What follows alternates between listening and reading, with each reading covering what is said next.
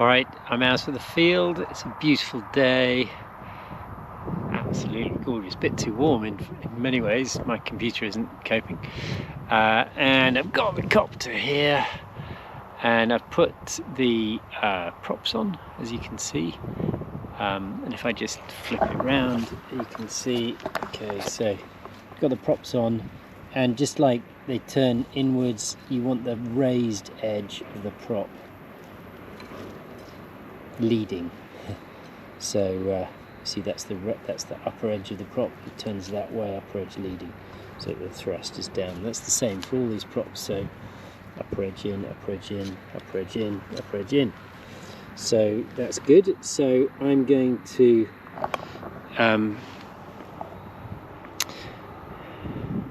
first I'm going to put my proper mic on so you can hear me properly and there's no wind noise, and then I'm going to power this up and start a very ginger takeoff and see what happens.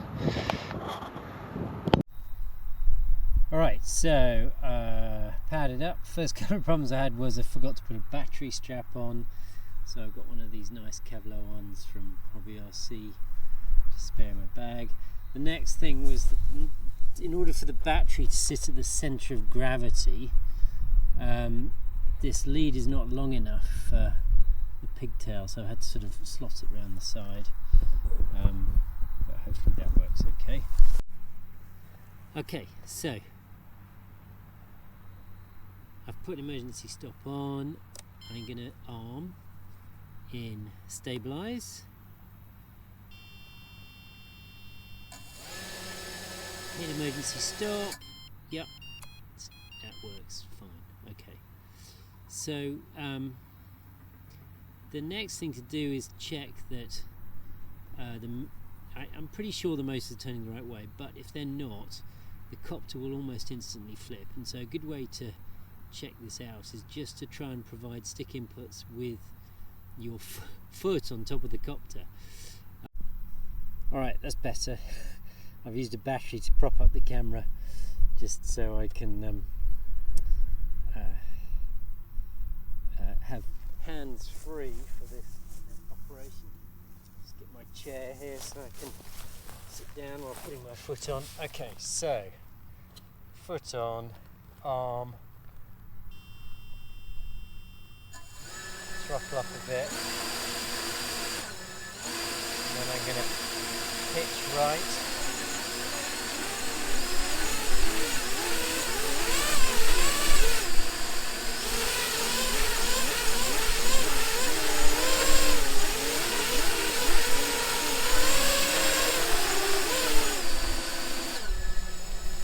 A lot going on there, so the PIDs are quite low for this, so I'll just pull my chair out of the way again.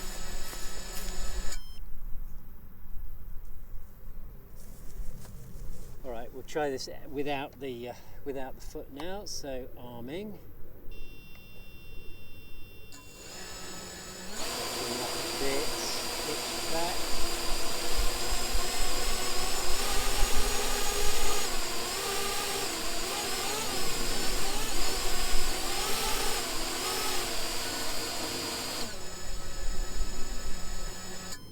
Can just about see it's going in the right direction there, but it's quite the PIDs are quite soft, so it's not a super responsive feel. You can also see that because I'm on a slope here, it's sliding gently downhill. So I think the next thing to do is just try and get it off the ground, and let's see whether I can make that work. The PIDs may be a bit too soft for this. Let's try it. Standing well back.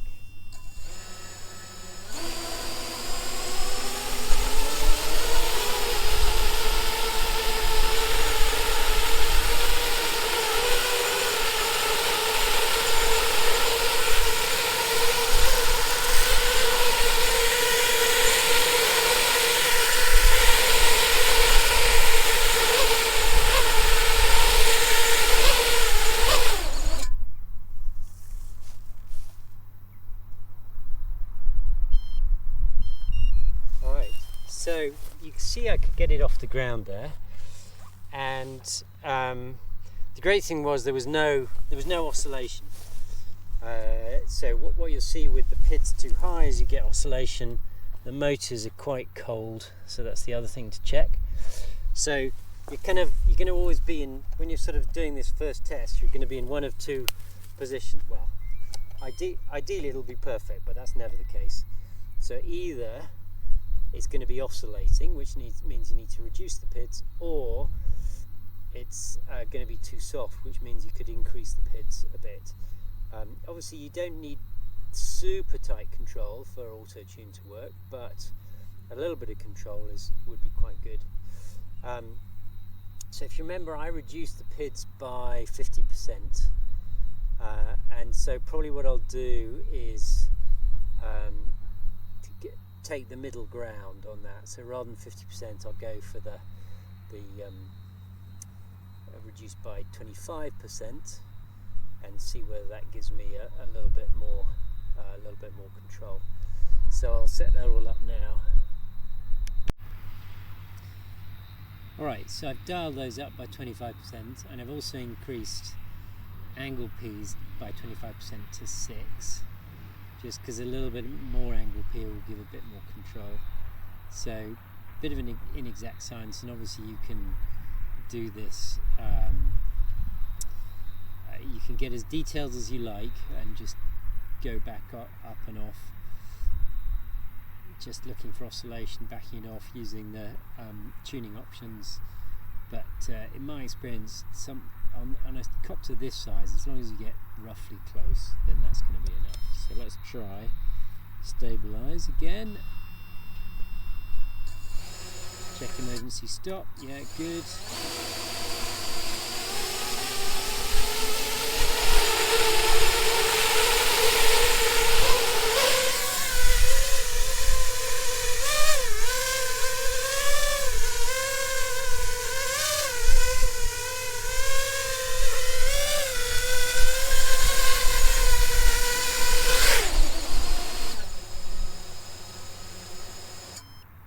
Okay, that worked quite well. It's still pretty soft, but I think good enough to I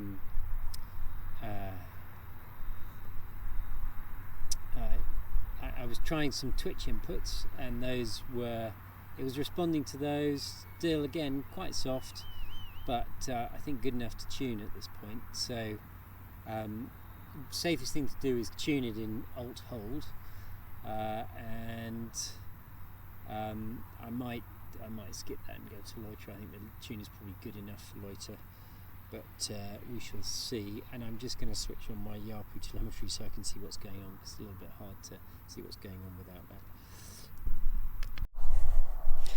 Alright, so I've turned on the ARPU telemetry. You can hear that beeping away in the background, so I can see what's going on.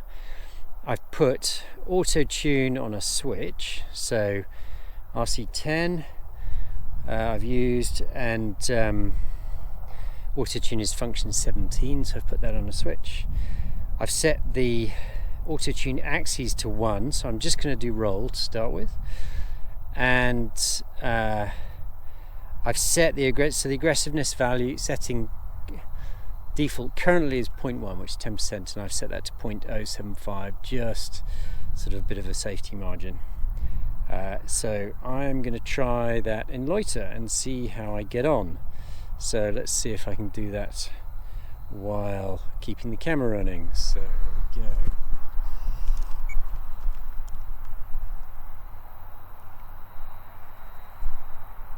Alright, arming. Motors on. So this is in loiter.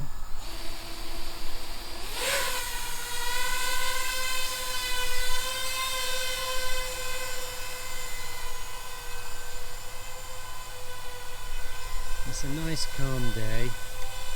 Right, so let's try and switch on Autotune.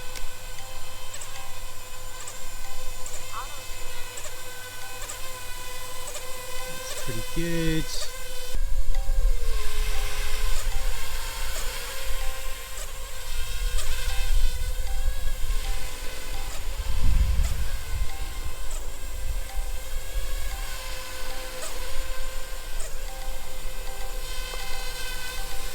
Right, so he reckons it tuned that, so I'm going to land that now.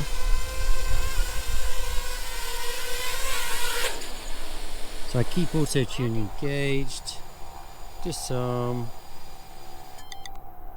and it saved the gains. Don't know whether that's visible. So you can see it's quite soft to start with, and let's just make sure this keeps going.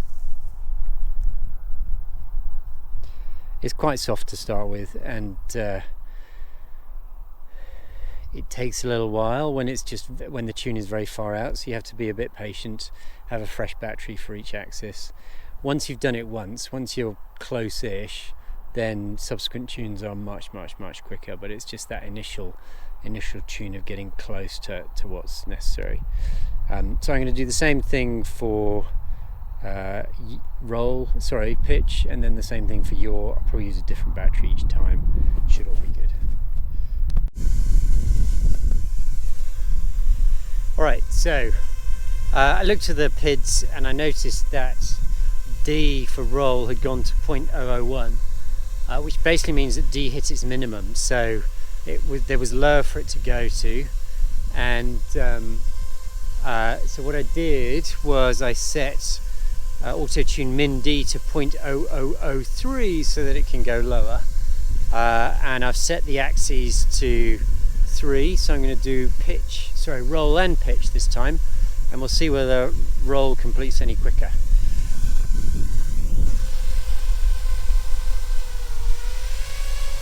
Okay, switching to Autotune now.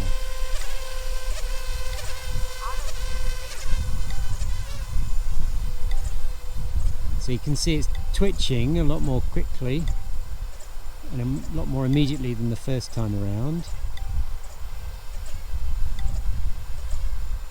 And it's usually D that takes the time to complete. Once D is done, the rest is relatively rapid. And that looks like it's zeroing in quite well. Okay, so that's now on angle P already. So you can see that Autotune now is very quick for that first axis once we've got the initial tune. So hopefully D will now be correct. Helps that the wind's dropped a little bit, and now we're on to pitch. So this will take a little longer because this is the first tune on pitch. So let's see how pitch does. Hopefully it's in frame.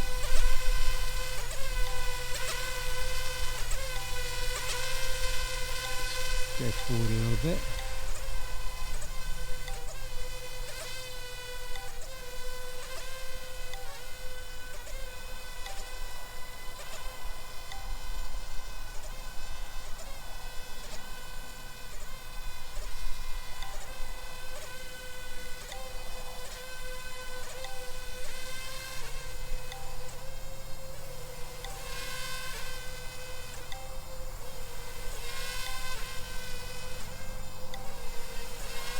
And avoid the sheep that are getting rounded up.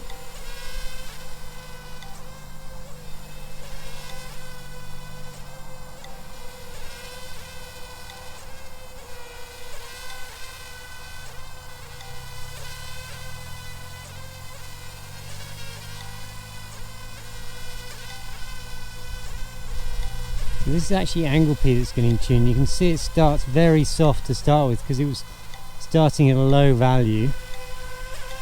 Autotune always starts with the values you've got and then works its way from there, because you don't want to just aggressively ramp things up, because that's the way to a failed copter. Okay, so you can see angle P really dialing in now.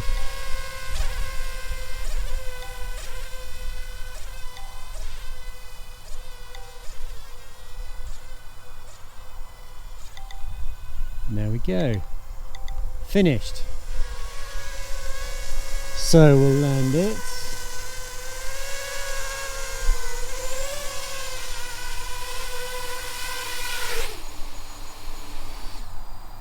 Landing complete.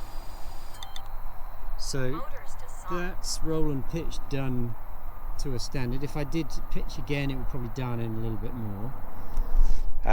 But the next thing to do is tune yaw, which is a little bit more, takes a little bit longer usually. But with a good roll and pitch tune, it shouldn't be too bad. So I'm going to change the axes to yaw and tune that.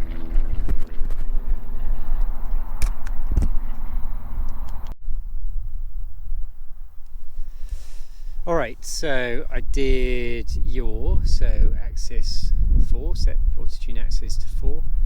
Did yaw, that completed fine. It ended up setting the filter E, which is the main parameter for yaw, to 2.4 Hz, which is pretty common. Default is 2, or even 2.5. So once I'd done that, that completed. Didn't take that long, a couple of minutes. Ideal tuning conditions today. And then with that set, I set yaw D, the axis to yaw D, which is axis 8.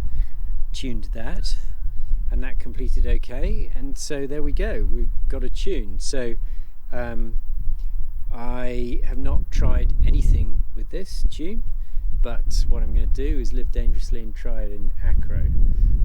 So let's. I've got this is an FPV vehicle. Holybro kindly sent me one with camera on, so I'm just going to make sure the camera works so I can see stuff.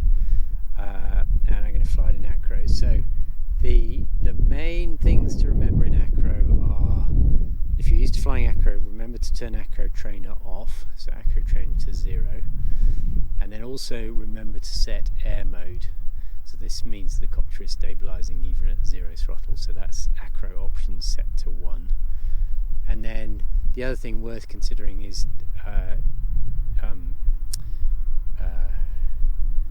increasing mix man. So I think the default is 0.5, so maybe increase it to, I mean I fly at 4, but I'm not going to fly this copter at 4, maybe I'll set it to 1 or something, see how it flies with it 1. That just means it prioritises control over altitude a bit more, which is kind of what you want for Acro. So I think those are the main options. We shall see. I shall do a recording. We can see what my first Acro flight is like, given a very fairly noddy auto-tune on a pretty run-of-the-mill sort of copter. Let's see what happens.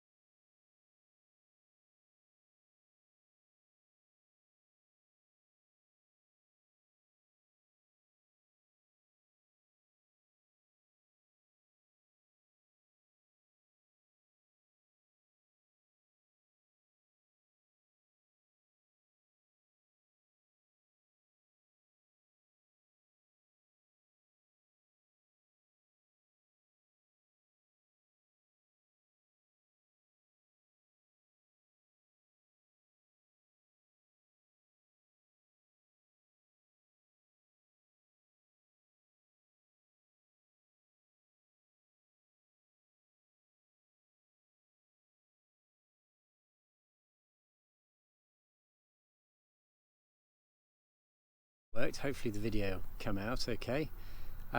So had a few issues with the OSD, so there's no telemetry data in the OSD as you'll see.